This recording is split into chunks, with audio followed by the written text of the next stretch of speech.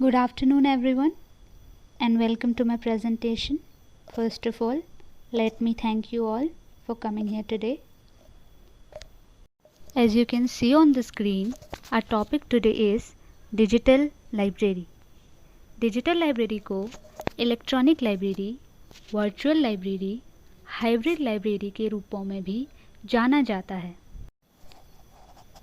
Now, what is digital library?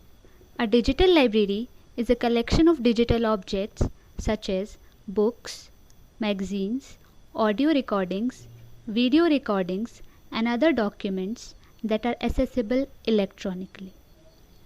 जैसे traditional libraries को हम फिज़िकली एक्सेस कर सकते हैं, उसी प्रकार डिजिटल लाइब्रेरी एक पुस्तकालय है जिसमें डाटा डिजिटल स्वरूपों में स्टोर होता है और कंप्यूटर द्वारा एक्सेस किया जाता है.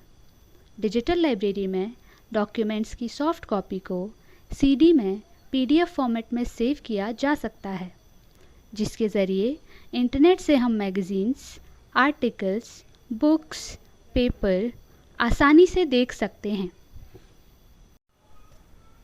Our second slide talks about what are digital libraries used for. They are often used by students for research or by professionals seeking to stay current on the latest developments in their field.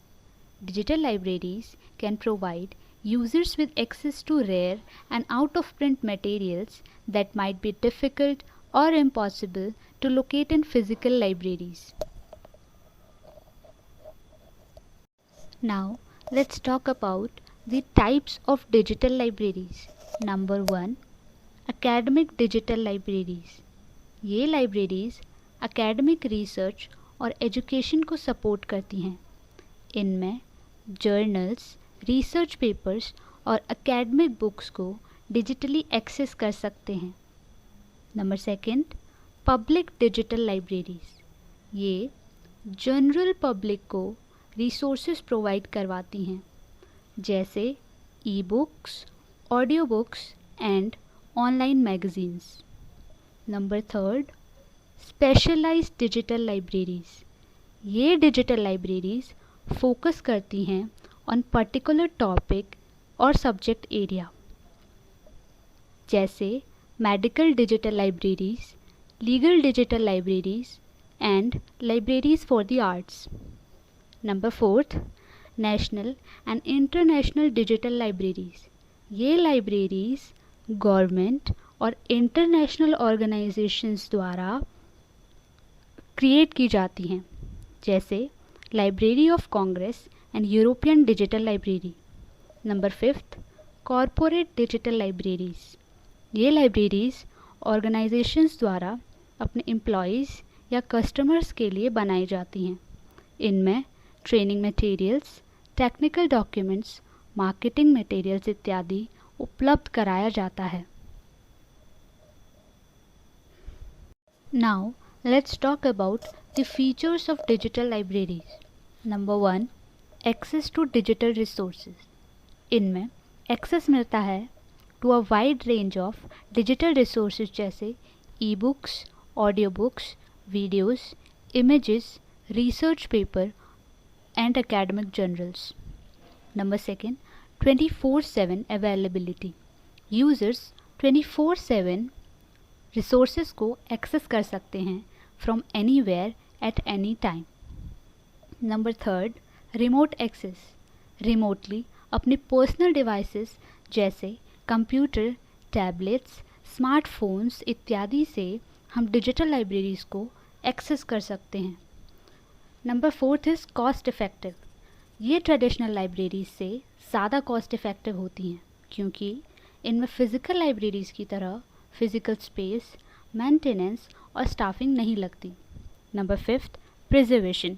Digital libraries cultural heritage, उसकी information और fragile materials को digitize करके future generations के लिए preserve करती है.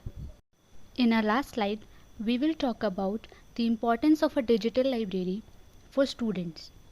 Number 1. It gives the reader access to up-to-date information. ये reader को अप टू डेट इंफॉर्मेशन का एक्सेस देता है।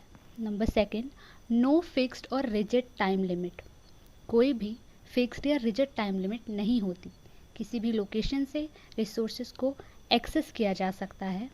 यूज़र अपने पेस और कन्वीनियंस के अकॉर्डिंग इन्हें एक्सेस कर सकता है। Next, it preserves resources and knowledge by digitising rare और fragile materials. Digital libraries ensure कि ये जो रिसोर्सेज हैं ये रिसर्चर्स और स्टूडेंट्स को वर्ल्ड वाइड अवेलेबल हो सके, thus contributing to the preservation of cultural heritage and intellectual property. Next, easily accessible to all. ये हर किसी को accessible है।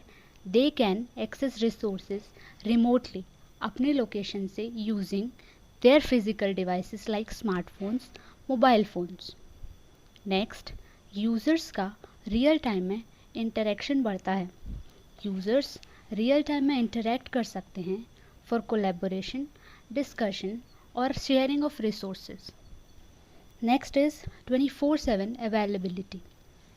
डिजिटल लाइब्रेरीज 24/7 अवेलेबल होती हैं, जिससे कि ये फिज़िकल लाइब्रेरीज़ की तरह ओपनिंग आवर्स और क्लोजिंग आवर्स की वरी को ख़त्म कर देती हैं। यानी कि यूज़र्स बिना ओपनिंग और क्लोजिंग आवर्स की वरी किए हुए इनको एक्सेस कर सकते हैं।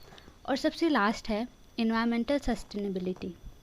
डिजिटल लाइब्रेरीज कंट्रीब्यूट करती हैं to environmental sustainability by reducing the use of paper and other resources जो कि ट्रेडिशनल लाइब्रेरीज़ में चाहिए होते हैं। Thank you.